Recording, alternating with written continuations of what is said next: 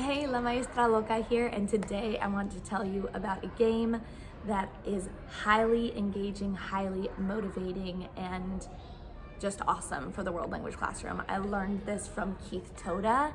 He calls it the sex game. I know, but Keith teaches Latin and I teach Spanish, so I call it Seis. So Seis is really fun. It's highly engaging because it's fast paced. And even my most unmotivated student really enjoys this game. What you need is a worksheet that they're going to be working on, one pencil per group. I put my kids in groups of 3, and one dice per group. One die. I guess dice is plural. I don't know. Anywho, I'm gonna show you kids playing, and I'm gonna do a voiceover explaining what's happening.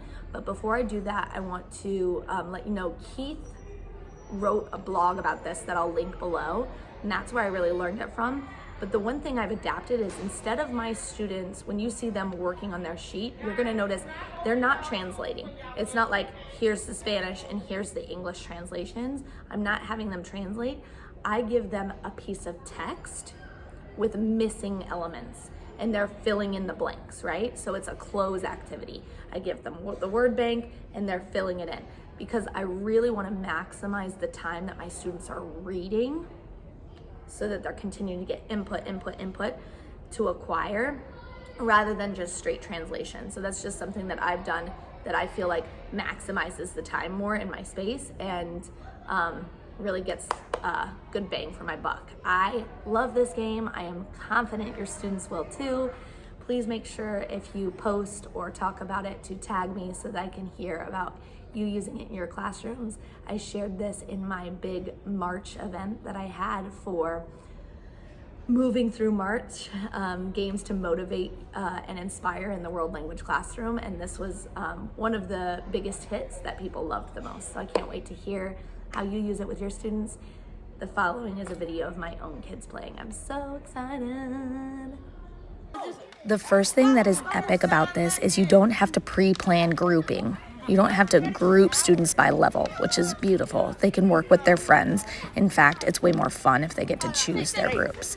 So you'll notice that I have them in groups of 3, and you see that that student just had a pencil ripped out of their hand.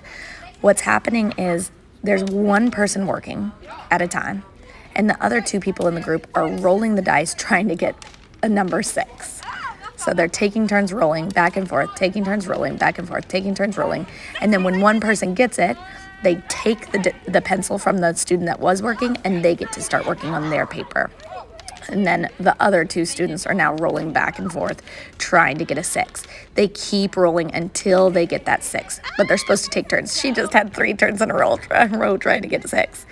So it's highly motivating and engaging because the kids want to roll a 6, and in turn, it kind of is like they want to work. I mean, what is that? And it's so much fun. You'll notice, like I said, this is not a translation. They're doing a cloze activity. I hope you love this with your students. Let me know how it goes.